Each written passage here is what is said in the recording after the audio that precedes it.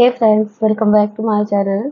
कैसे हैं आप लोग? कमेंट करके ज़रूर बताएं। उम्मीद करते हैं आप लोगों की पढ़ाई बहुत अच्छी चल रही होगी और आप लोग भी बहुत अच्छे होंगे। तो फ्रेंड्स, बहुत सारे लोगों का क्वेश्चन रहता है कि मैम मुझे संस्कृत ज़्यादा समझ में नहीं आती है, तो मेरा संस्कृत का पेपर कैसे हो पाएगा। तो मैं आप लोगों के लिए आज संस्कृत के लिए सीटेट संस्कृत का ही टॉपिक लेके आई हूँ, जिसके माध्यम से आप संस्कृत में अच्छे से अच्छे नंबर गेन कर पाएंगे। तो आज मैं आप लोगों को ये बताऊंगी कि आप लोगों को पैसेज कैसे सॉल्व करने हैं, जिससे आप ज़्यादा से ज़्यादा नंबर उसमें ला सके। और आप लोगों को मैं वो भी बताऊंगी कि आप लोग पेडागॉजी कैसे सॉल्व करें, जिससे आपको बहुत अच्छे से ज़्यादा अच्छे नंबर आ सके, जिससे आप सीटेट में बहुत अच्छा प्रदर्शन कर सके। तो मैं आप लोगों को पैसेज सॉल्व करना और सीडीपी कह रही हूँ, सॉरी फ्रेंड्स, पेडागॉजी, और उसके बाद आपको संस्कृत के कुछ टैग वर्ड्स भी बताऊंगी, जिसके माध्यम से आप अपना संस्कृत का पोर्शन बहुत अच्छे से ही कंप्लीट कर पाएंगे और आपको संस्कृत में कोई भी दिक्कत नहीं होगी। जिन बहनों को या भाइयों को ये सब दिक्कतें होती हैं, उनके लिए ये वीडियो बहुत ही ज़्यादा हेल्पफुल होने वाला है। तो फ्रेंड्स, हम आप लोगों को बताते हैं कि आप लोगों को करना क्या होता है। सबसे पहले हम आपको सीटेट पैसेज के बारे में बता रहे हैं, संस्कृत पैसेज के बारे में बताते हैं, जिससे आप लोगों को यह पता चल जाएगा कि आप लोगों को पैसेज में पूछता क्या क्या है। ठीक है, तो आप लोग सबसे पहले पैसेज का, जैसे मैंने एक प्रीवियस ईयर क्वेश्चन पेपर ले लिया है अपने पास, तो मैं आप लोगों को सबसे पहले आप लोगों को पैसेज पढ़ना है। और एक बार पैसेज पढ़ के आप सॉल्व नहीं कर पाएंगे, आप एक बार पूरा पैसेज पढ़िए, उसके बाद क्वेश्चन पढ़ने के बाद आप उसी में से आंसर ढूंढने का प्रयास कीजिए। तो देखिए, इसमें जैसे मैं एक क्वेश्चन पढ़ दे रही हूँ कि संप्रेषण क्षमतायाः इत्यस्मिन् पदे का समासः वर्तते। तो आपको इससे यह अंदाज़ा लग जाएगा कि इसमें समास पूछा जाता है। तो आप समास, आपने हिंदी पढ़ रखी है, संस्कृत पढ़ रहे हैं, तो आपको कुछ समास की जानकारी तो होगी ही। तो आप लोग समास को भी एक बार अच्छे से देख लेंगे। और इसमें हातव्यः इत्यस्मिन् पदे का प्रत्ययः वर्तते। तो हातव्य में कौन सा प्रत्यय है? जैसा कि आप लोग पढ़ ही रहे हैं, तो आप लोगों को पता होगा हातव्य में तव्यत प्रत्यय है। तो आप लोग भी ये छोटी मोटी चीज़ें ही आती हैं, बहुत ज़्यादा नहीं पूछते, और ज़्यादा से ज़्यादा क्वेश्चन आपके पैसेज से ही पूछ लिए जाते हैं। तो आप लोग पैसेज से ही पढ़ के ज़्यादा से ज़्यादा क्वेश्चन कर पाएंगे। और कुछ क्वेश्चन ऐसे भी होते हैं जो आपको अलग से, जैसे व्याकरण से देने होते हैं। तो एक क्वेश्चन मैं और आप लोगों के लिए पढ़ दे रही हूँ। सुप्तोत्थितः इत्यस्मिन् पदे संधिर निर्दिशम कुरुत। सुप्तोत्थिता में कौन सी संधि है? तो आपको इससे ये पता चल गया कि समास, प्रत्यय और संधि, इन सब चीज़ों से आपके क्वेश्चन उठाए जाते हैं। तो मोटा मोटा जब आपको ये पता चल जाता है कि आपके किन टॉपिक से क्वेश्चन उठाए जा रहे हैं, तो आप एक बार उन्हें देख लेंगे। और जो ये 12-13 क्वेश्चन आपके होते हैं पैसेज से, आप पूरी कोशिश करना कि आपके पैसेज के जितने भी क्वेश्चन हैं वो आपके अच्छे से सॉल्व हो सके, क्योंकि ज़्यादा से ज़्यादा नंबर आपके इसी से बनते हैं। और अगर मैं आप बात करती हूँ सीटेट पेडागॉजी की, तो सीटेट में पेडागॉजी का होता ये है कि क्वेश्चन बड़े होते हैं और उसमें कुछ क्वेश्चन ऐसे होते हैं जिसमें आप पढ़ रहे थे, उसी क्वेश्चन में वर्ड के साथ ही ना लगा रहता है। तो हमें लगता है कि वो उसी शब्द में ना लगा हुआ है, लेकिन उसमें होता ये है कि वो ना नेगेटिव वर्ड्स पूछ रहा होता है, और हम उसमें से टैग वर्ड्स के माध्यम से जो हमें सही आंसर लगता है, हम उसी को राइट करके चले आते हैं। तो फिर अब बाद में होता ये है कि हमारा क्वेश्चन गलत हो जाता है। तो हमें ये नहीं करना है, हमें सबसे पहले अपना पैसेज देखना, पैसेज से ज़्यादा क्वेश्चन सही करने की कोशिश करना है। अगर पैसेज से हमारे 12-13 क्वेश्चन सही हो जाते हैं, तो फिर हम आराम से अपना क्वेश्चन जो पेडागॉजी का रहता है उसे सॉल्व करेंगे। अगर हम पेडागॉजी से अपने 8-10 क्वेश्चन भी सॉल्व कर लेते हैं, तो इससे 22-23 क्वेश्चन हमारे आराम से हो जाते हैं। सीटेट में इतने नंबर ले आ पाना बहुत डिफ़िकल्ट होता है, आसान नहीं होता। जिन लोगों को संस्कृत में अर्थ समझने में दिक्कत होती है, तो आप लोगों को पैसेज ही अच्छे से सॉल्व कर लेना है। सबसे पहले आपको पैसेज सॉल्व करना है, उसके बाद पेडागॉजी पे जाना है। और आपको एक क्वेश्चन पे बहुत ज़्यादा टाइम नहीं देना, क्योंकि हर क्वेश्चन के लिए आपके पास सिर्फ 1 मिनट का टाइम होता है और क्वेश्चन बड़े होते हैं। तो आपको क्वेश्चन उस हिसाब से पढ़ना है कि आपको बार-बार रिपीट ना करना पड़े, क्योंकि आपके पास टाइम नहीं होता है। तो आप लोग सबसे पहले, और मैं आप लोगों से थोड़ी-सी और बात शेयर करना चाहती हूँ कि आप जब भी एग्ज़ाम देने बैठे तो आप सबसे पहले सीडीपी सॉल्व करें, संस्कृत कभी भी ना करें। क्योंकि संस्कृत अगर आपकी बहुत अच्छी है तभी सॉल्व करें, अदरवाइज़ उसे स्किप करें। सबसे पहले आप सीडीपी सॉल्व करें, उसके बाद आप हिंदी या ईवीएस कोई भी सब्जेक्ट चूज़ कर सकते हैं। फिर हिंदी करें, फिर ईवीएस करें, उसके बाद आप संस्कृत ले सकते हैं, उसके बाद ही आप मैथ का पोर्शन सॉल्व करें। तो मैं अभी आप लोगों को कुछ टैग वर्ड्स भी संस्कृत के बता दूँगी फ्रेंड्स, जिन्हें देखकर आप नेगेटिव या पॉजिटिव वर्ड के माध्यम से अपना पेडागोजी 100% सही कर पाएँगे। तो सबसे ज़्यादा ज़रूरी हो जाता है वो टॉपिक्स जानना आपके लिए, जिससे संस्कृत में ज़्यादा क्वेश्चन उठाए जाते हैं। तो मैंने आप लोगों को 3 टॉपिक अभी बता ही दिए हैं, समास, प्रत्यय और संधि। और मिलान करना, थोड़ा यही सब चीज़ें रहती हैं। तो आपको ज़्यादा पैसेज में दिक्कत नहीं होने वाली है फ्रेंड्स। आपको जो दिक्कत होती है वह सिर्फ़ और सिर्फ़ पेडागॉजी में होती है। तो पेडागॉजी का मैं भी आप लोगों को टैग वर्ड्स देने वाली हूँ, जिन टैग वर्ड्स के माध्यम से आप अपना सीटेट का जो भी पेडागॉजी का रहेगा संस्कृत का, वो आप बहुत अच्छे से क्वेश्चन सॉल्व कर पाएँगे और अच्छे से अच्छा नंबर गेन कर पाएँगे। तो चलिए फ्रेंड्स, मैं आप लोगों को टैग वर्ड्स दिखा देती हूँ और आप लोग टैग वर्ड्स देख लीजिए। उसके बाद मैं आपको बताती हूँ कि इस टैग वर्ड से रिलेटेड क्वेश्चन कैसे आते हैं। फिर मैं आपको कुछ क्वेश्चन भी दिखा दूँगी। तो फ्रेंड्स, चलिए टैग वर्ड्स एक बार जल्दी-जल्दी से देख लेते हैं। अगर टैग वर्ड्स पे ज़्यादा टाइम लगाएँगे तो फिर मैं आपको क्वेश्चन नहीं दिखा पाऊँगी, क्योंकि इससे होगा ये कि वीडियो बहुत ज़्यादा लंबा हो जाएगा। तो फ्रेंड्स, मैं आपको सबसे पहले टैग वर्ड्स दिखा देती हूँ। टैग वर्ड्स आप लोग देख लीजिए। उसके बाद संस्कृत टैग वर्ड्स। सबसे पहले हम आप लोगों को पॉजिटिव टैग वर्ड्स बता देते हैं फ्रेंड्स, उसके बाद हम आपको नेगेटिव टैग वर्ड्स भी बताएँगे, जिससे आप अपने पेडागॉजी के 15 क्वेश्चन बहुत आसानी से कर पाएँगे। तो चलिए फ्रेंड्स, पहले देख लेते हैं बहुभाषिकता।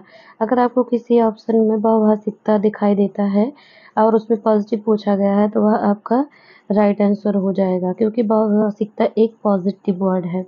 मातृभाषा या महत्वपूर्ण संसाधन। मातृभाषा को हमेशा संसाधन के रूप में देखा जाता है, ना कि समस्या के रूप में, इसलिए यह भी एक पॉजिटिव वर्ड है। अवसर देना। अवसर देना, हमें बच्चों को सदैव अवसर देना है, ना कि उन्हें उनमें बाधा या अवरोध उत्पन्न करना है। तो यह भी एक पॉजिटिव वर्ड्स है। रचनात्मक कक्षा या कक्षा रचनात्मक होनी चाहिए। प्रोत्साहन, बच्चे को हमेशा आगे बढ़ने के लिए प्रोत्साहित करते रहना है। छात्र केंद्रित, शिक्षा हमेशा छात्र केंद्रित होगी, ना कि अध्यापक केंद्रित। त्रुटि ना महत्वपूर्ण, त्रुटियों को महत्व देंगे, क्योंकि बच्चे का त्रुटि गलती करके ही सीखते हैं, इसलिए हमें उनकी त्रुटियों को हतोत्साहित नहीं करना है, बल्कि त्रुटियों को महत्वपूर्ण संसाधन के रूप में लेना है। समावेशी शिक्षा या समावेशी कक्षा दोनों भी हो सकता है फ्रेंड्स, क्योंकि समावेशी शिक्षा ये ऐसी होती है जिसमें हम सभी प्रकार के बच्चे को साथ में बिठाकर एक समान शिक्षा देते हैं। किसी भी ऊंच-नीच या लैंगिक रूढ़िबद्ध ऐसी चीज़ें नहीं ले आते हैं। हस्तपरक अनुभव, बच्चे को हम करके सीखने देंगे। बच्चे जब करके कोई चीज़ सीखते हैं तो वह वो चीज़ बहुत अच्छे से सीख पाते हैं। सक्रिय, बच्चे को हमेशा सक्रिय रहना, निष्क्रिय करके हमें नहीं सिखाना होता है। हमें ऐसी तकनीक से सिखाना होता है जिसमें बच्चे भी सक्रिय रहें। जिज्ञासा, बच्चे को हमेशा ऐसे कार्य देना होता है फ्रेंड्स, जिससे उनके मन में जिज्ञासा बनी रहे। और जिज्ञासा भी एक पॉजिटिव वर्ड है। अगर आपके क्वेश्चन में पॉजिटिव पूछा गया है और यह आपके ऑप्शन में है, तो आप इसे राइट कर देंगे। अभिव्यक्ति की स्वतंत्रता, हमें बच्चों को अभिव्यक्ति की स्वतंत्रता देनी चाहिए, जिससे वो अपने मन की बात को व्यक्त कर सकें। विभिन्न संदर्भेषु भाषा या प्रयोगस, विभिन्न संदर्भों में भाषा का प्रयोग करने की स्वतंत्रता भी हमें बच्चों को देनी चाहिए। तो फ्रेंड्स मैं ये टैग वर्ड्स आपको जल्दी-जल्दी इसलिए बता रही हूँ ताकि वीडियो बहुत ज़्यादा लंबी ना हो। आप लोग वीडियो रोक के अच्छे से पढ़ सकते हैं और इन पॉज़िटिव और नेगेटिव वर्ड्स को लर्न कर सकते हैं। तो फ्रेंड्स देख लेते हैं कुछ नेगेटिव वर्ड्स। नेगेटिव वर्ड्स रटाना। हमें बच्चे को रटाना नहीं होता है क्योंकि रटाना एक नेगेटिव वर्ड है। हमें बच्चे को रटा कर नहीं याद करवाना होता है कोई चीज़, हमें बच्चे को समझाकर याद करवाना होता है। दंड देना, दंडनम या सज़ा। बच्चे को कभी भी दंड या सज़ा के माध्यम से नहीं सिखाना चाहिए, इससे बच्चे पर नेगेटिव प्रभाव पड़ता है। समस्या या बाधा। हमें बच्चे को कभी भी समस्या या बाधा के रूप में नहीं लेना है क्योंकि शिक्षा बाल केंद्रित होती है। हमें बच्चे को संसाधन के रूप में लेना है और उसे अच्छे-अच्छे अवसर प्रदान करने हैं, ना कि समस्या के रूप में लेना है। व्याख्यानम। हमें छोटे बच्चों को व्याख्या के माध्यम से नहीं सिखाना चाहिए क्योंकि जब हम व्याख्या देने लगते हैं तो बच्चे निष्क्रिय हो जाते हैं और वो अच्छे से फिर सीख नहीं पाते हैं और हमें बच्चों को सक्रिय रखना है।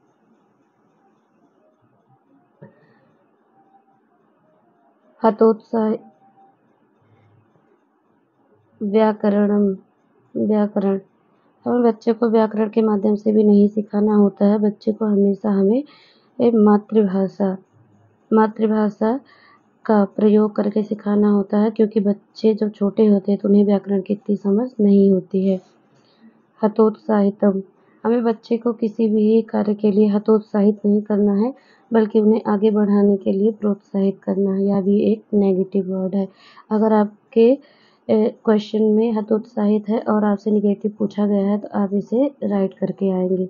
पाठ्यपुस्तकम। हमें केवल पाठ्यपुस्तक के माध्यम से ही बच्चे को नहीं सिखाना होता है। हमें बच्चे को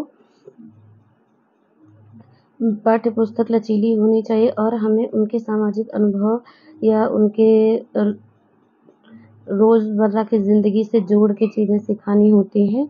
तो इसलिए केवल पाठ्यपुस्तक अगर किसी ऑप्शन में दिया गया है तो यह भी एक गलत ऑप्शन होगा। अध्यापक केंद्रितम। अध्यापक केंद्रित शिक्षा नहीं होती है, शिक्षा बाल केंद्रित होती है। इसलिए जहाँ भी आपको अध्यापक केंद्रित मिलेगा उसे आप गलत काट देंगे। निष्क्रिय। हमें बच्चे को निष्क्रिय बनाकर नहीं सिखाना होता बल्कि उसे सक्रिय रूप में सिखाना होता है। सीमित। हमें बच्चे को सीमित वातावरण, सीमित संसाधन के माध्यम से नहीं सिखाना होता है बल्कि उन्हें विस्तृत वातावरण और अनेक संसाधनों के माध्यम से सिखाना होता है। इसलिए यह भी एक नेगेटिव वर्ड है। लैंगिक असमानता।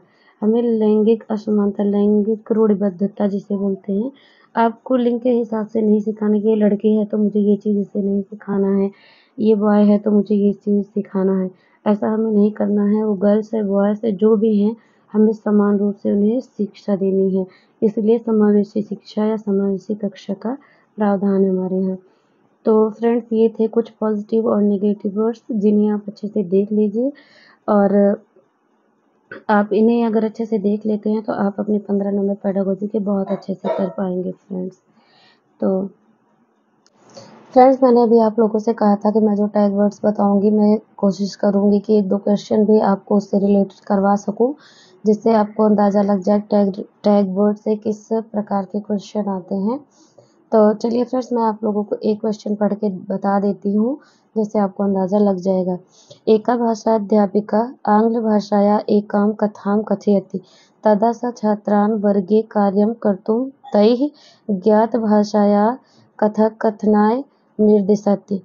तदनन्तरं तान् कक्षायाः सामान्यभाषया तां कथां कथयितुं निर्दिशति। इयं शिक्षाशास्त्रपद्धतिः कथ्यते।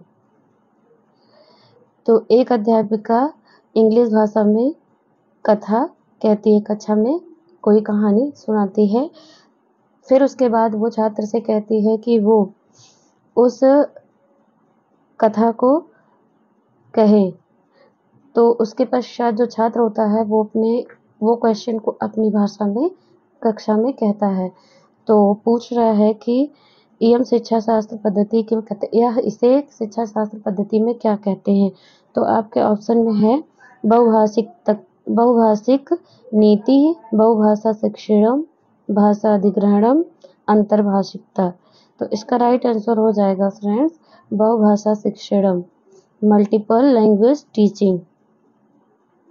तो आप लोगों ने अभी जैसे टैग वर्ड में देखा था, बहुभाषा को हमें संसाधन के रूप में लेना है, ना कि उसे एक समस्या के रूप में।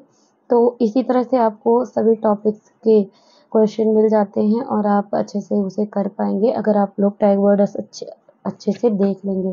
तो फ्रेंड्स, आप लोगों को मेरी वीडियो कैसी लगती है कमेंट करके ज़रूर बताएं, और मेरी वीडियो अगर आप लोगों को के लिए किसी भी तरह से हेल्पफुल है तो आप लोग वीडियो को लाइक, शेयर और चैनल को सब्सक्राइब करें। फ्रेंड्स, अगर आप लोगों के मन में कोई भी सवाल या कोई भी टॉपिक है जिस पे आप वीडियो चाहते हैं तो वीडियो में के नीचे कमेंट बॉक्स में कमेंट ज़रूर करें और मैं आपके लिए उस टॉपिक पे वीडियो ज़रूर लाऊंगी।